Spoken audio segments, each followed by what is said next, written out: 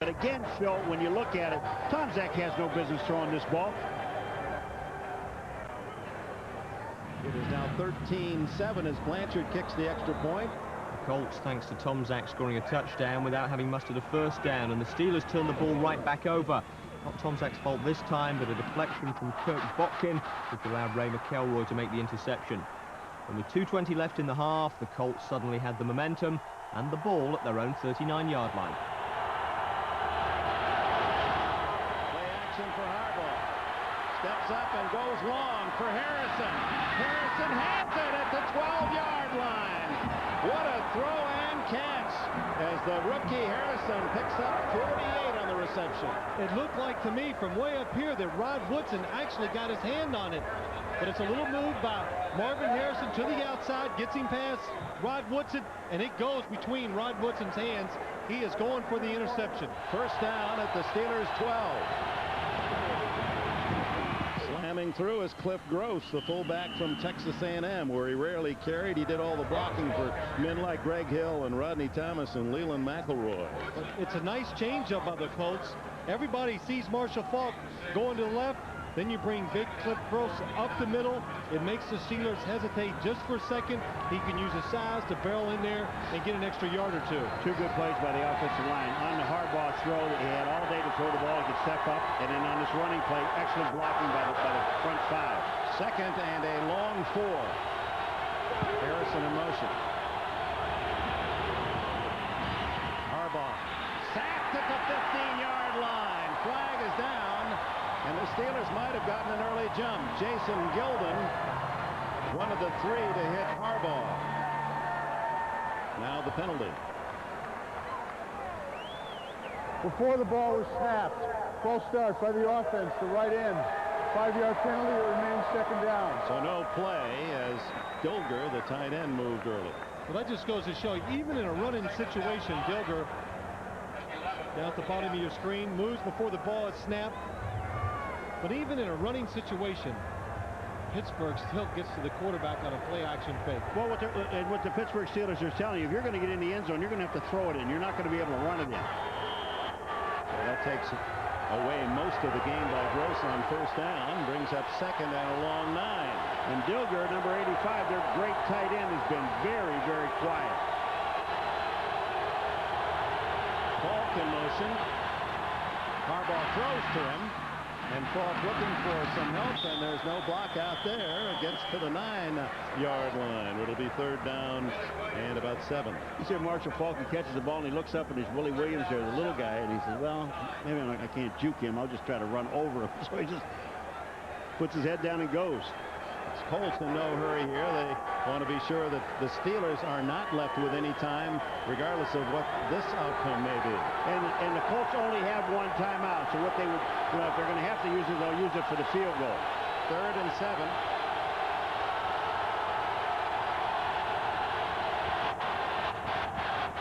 Harbaugh runs it complete. That'll be a touchdown for the Colts. Aaron Bailey, the man who almost caught the pass in the final play a year ago that would have sent the underdog Colts to the Super Bowl, catches this one and ties the game at 13. Ray McElroy's first interception of the season leads to the Colts score.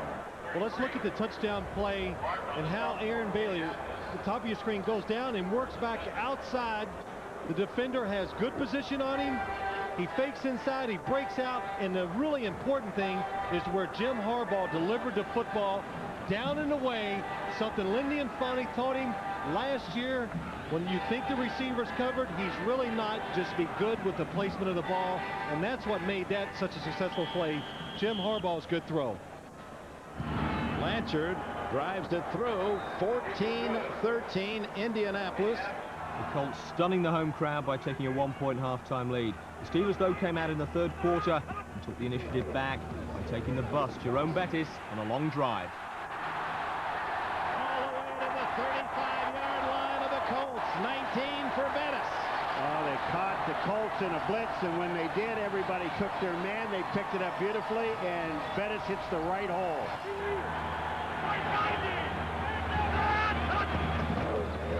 And it's Bettis right through the hole to the 5-yard line. First and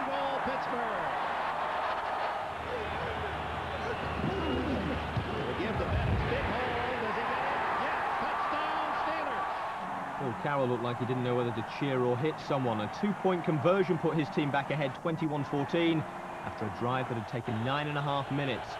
The Colts, by contrast, held the ball for just 1:59 in the third quarter.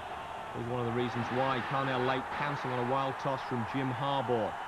That gave Pittsburgh possession inside the Colts 20 at the end of the third quarter. At the start of the fourth, they made it count. Tom Zach at quarterback. Goes to Bettis.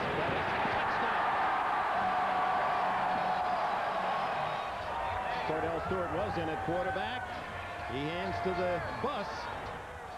Bettis' second touchdown of the day made it 28-14. As the Pittsburgh defense kept coming, he had to feel sorry for Jim Harbaugh. Missing a tooth and spitting blood since the first series of the game, he continued to take a hammering, mainly at the hands of Chad Brown. Still, the Colts had established in the second quarter that they could score quickly, and with 12 minutes still to play, Harbaugh had them moving. Play action. Harbaugh throwing to the sidelines and complete. Sean Dawkins' first catch of the day, and ooh, is he punished. That moved Indianapolis into Pittsburgh territory. 7 plays later, they faced a big 4th and 4 to keep the drive going. Incomplete. Not even close to Harrison. Knocked away by Darren Perry, and the Steelers take over on downs. That was the Colts' last realistic chance, and from there on, it was the Cordell Stewart show. Stewart, a quarterback draw. Can he run? And he's tough to bring down. Finally brought it down at the 31 by Tony Bennett. Hands off to Whitman. Man left. And John Whitman gets a touchdown in the playoffs. 31 yards for Whitman's first ever NFL touchdown. Why was that such a big hole? Watch Will Wolford block down, then watch Tim Lester come through. Boom on number 50, Elijah Alexander. And Whitman, oh, just barely touched on the touchdown run. Now, when everybody else is blocking, so the receivers might as well get in. Watch Charles Johnson. He gets a nice little block right there, right at the point of attack. Talking of points of attack, Jim Harbaugh stayed in at quarterback for the Colts, and Chad Brown stayed after him, eventually registering his 3rd sack of the game. And Pittsburgh weren't done on offense either.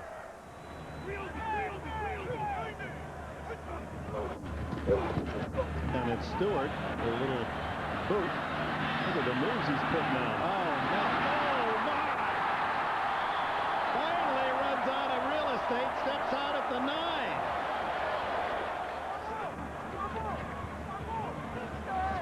Here he goes on 3rd and goal from the 3. He's going to run it. Runs into his own man. That doesn't stop him. Maybe to the Colts. Touchdown. That was it, 42-14, a dominating performance from Bill Cowher's team, and another spectacular day for Cordell Stewart. Well, Jack, this one didn't exactly come down to the last play of the game. No, Pittsburgh dominated in the third quarter. They came out with that first drive, and they really shoved it down the throat of the Indianapolis Colts. What do you think about their chances from here on? Because nobody would have expected them to score 42 today. Well, they played very well in the second half, and they really dominated the whole game other than the turnovers. I think they have a very good chance because they play good defense, and they're able to run the ball with Joe Bettis. And unlike last year, the Colts really can't have any complaints, can they? No, I think they feel pretty fortunate to have gotten to the playoffs with all the injuries they had and the adversity. I think they were happy to be here, and they'll be looking forward to next year, I'm sure, because they feel they've got a pretty good football team. And Jim Harbaugh with 6 months to recover from the pounding he took today. Let's go inside now and hear from the locker room. The mind is a powerful thing, because if you look at that first half and you look at the energy we came out with and the execution and the emotion, and now you go out in the second half and you're down by 1 point, why shouldn't it be any different?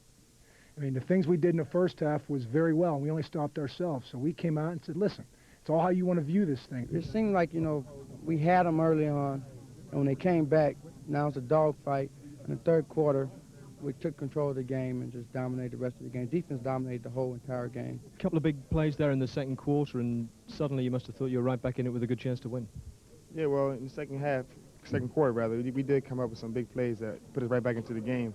But in the second half, they just came out with so much momentum, and they were, they just had good ball control, during those first 9 minutes of the third quarter, and they just never looked back. It's got to be a matter of survival.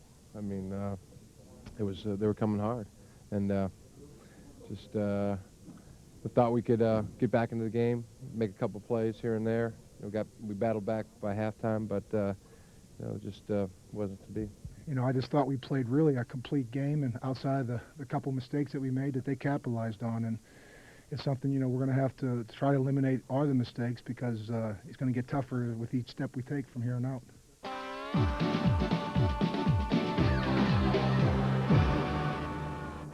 So the Steelers will be in New England next week to play the Patriots, which means the Jaguars have to go on the road to Denver to face the Broncos. That's the AFC sorted out, but there were 2 NFC games this weekend. We've got both of them for you now, starting with the defending Super Bowl champions Dallas, who were at home to Minnesota.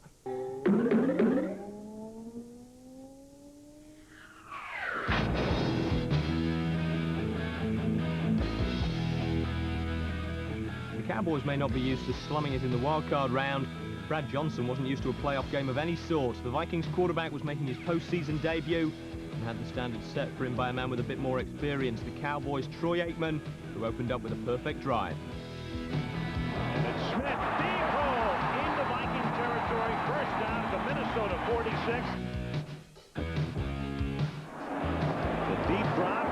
He hits Irvin at the 11. He runs by Brady and has a first down at the 3. Second and goal on the 14th play of the drive. The play fake. Aikman rolling, trying to get into the end zone with a dive. It does! Touchdown Dallas. Barry Switz has seen too much go wrong this season to get carried away at 7-0. Still in the first, Johnson had the Vikings in Dallas territory. Johnson guns it over the middle. The catch is made by Amp Lee inside the 10. And did he get in possession when he lost the football? They're going to say, they're going to look as George Teague knocked it loose. It's a touchdown. Oh my God. The right jab of the year from George Teague, which he followed up with a forced fumble in the second quarter. And Leroy Horde exploits a hole and loses the ball, and Dion's got it. Dion laterals the ball back, and the Dallas Cowboys have possession. Not what Minnesota needed. Just what Dallas did. Emmett Smith, huge hole inside the 30. This is what they've been waiting for. For Dennis Green, he had to meet the Cowboys on the week the offense woke up, and things, forgive me, went from bad to worse. 3rd and 3 out of the gun, and it's picked off by who else? George Teague. Oh man, touchdown. Johnson throws. That dilemma continues as Deion Sanders takes it to the 21-yard line. 31-yard attempt by Bonio. And he has 2 today. It's 30-0 at half-time before the Cowboys finally let the Vikings get into the end zone with a little third-quarter charity. 2nd and 9. It's caught by Amp Lee, who's tackled at the 30-yard line. First down, Vikings. As Johnson retreats on 2nd and 10. And fires, and it's caught by Chris Carter. Makes a nice move to avoid Kevin Smith and scores. Even the commentators sounded surprised, but it didn't last. 42 left in the 3rd. Cowboys leading 30-7. Smith on a slant up to the 38-yard line. 3rd and 7. Smith to the 46-yard line and a first down. They did. Here's Smith to the 1-yard line. Will they give it to Smith? They do. Will they get touchdown number 20? He loses the football. The ball broke the plane and the possession of the runner. That's a touchdown. Touchdown. Not an artistic touchdown, but he ties the record. Set by Thurman Thomas in the Bills' loss, now equaled by Emmett. 20 playoff touchdowns, more than anyone before them. And Dallas, who looked bored at times during the regular season, produced their biggest points total of the year. Today was the best I felt all year long, up until the point where I got hurt. I mean, today I came on the field, I felt great. It just felt good. You know, guys made some plays. We had some opportunities for some bigger plays. They blitzed us. They picked some good times to do it. I was trying to lay the ball up for Michael, and we just missed on a couple. But I thought the guys played well throughout the game.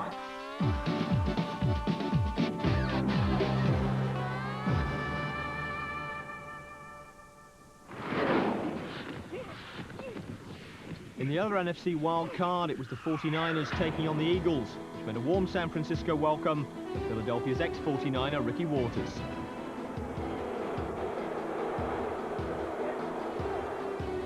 It was cold, wet day on the West Coast. Warming up didn't necessarily help. The wind will have a definite effect. It was in practice blowing it right to left. Blew it right to left. That's the one he practiced. He did the same thing in practice. Gary Anderson's miss helped keep it scoreless until the second quarter when Steve Young scrambled and found Adrian Cooper for 17 yards, then just scrambled. Young, right himself, will get the first down. Steve Young scores. Here's Steve Young. He's going to come back, and he's going to run the draw there, but he didn't give it time to develop. And when he didn't do that, he had a run-through thing, and he got a hit right there at the end. Young bruised his ribs on that play, but came back. Meanwhile, Ty Detmer had the Eagles in scoring position, only to hoist the ball into the end zone under pressure and get picked off by Marquez Pope. Just before half-time, same position, same result. Here's Detmer. Pass is picked off out of the end zone. The pass intercepted. Ray Rhodes knows all about the Niner defense. He used to coach it. And trailing 7-0, things got worse for the Eagles when they lost Detmer with a pulled hamstring in the third quarter. Young's ribs, meanwhile, were restricting his throwing action, but not so you'd notice. There's Steve Young back to throw. Very right to one-handed catch. Right out of bounds at the 3. One-handed catch by Jerry Rice. Rice goes in motion. Young. Touchdown. That touchdown by Jerry Rice wrapped it up for San Francisco. Not a happy homecoming for either of the former 49ers. The current squad will be on the road next week. And here's your first visual clue as to where. Didn't get it? Well, here's the NFC playoff picture. Next week, the top 2 seeds get involved, hosting this week's winners, which means San Francisco taking on the Cheeseheads in Green Bay, and Dallas playing the Panthers. In the AFC, it's Denver and New England who've had the week to get healthy, and they'll be home, as we've already said, against Jacksonville and Pittsburgh, respectively.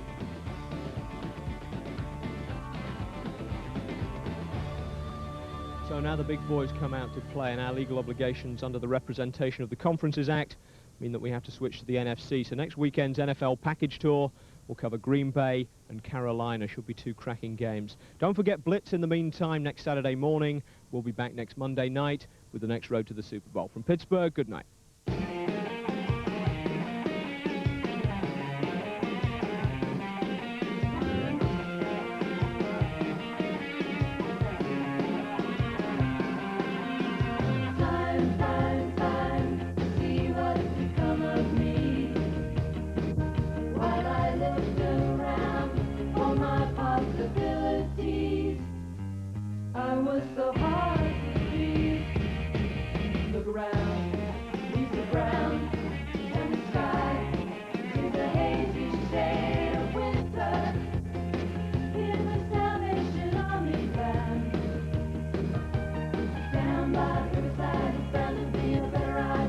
You got plans, carry your cup in your hand.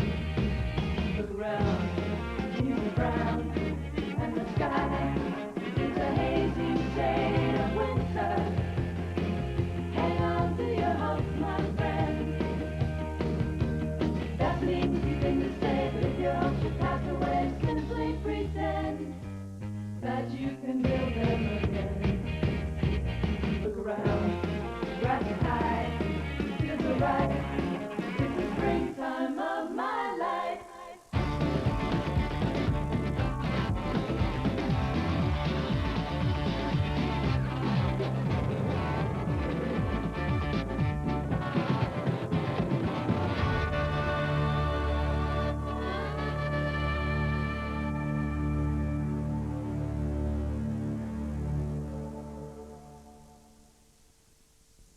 It's Peter Connell.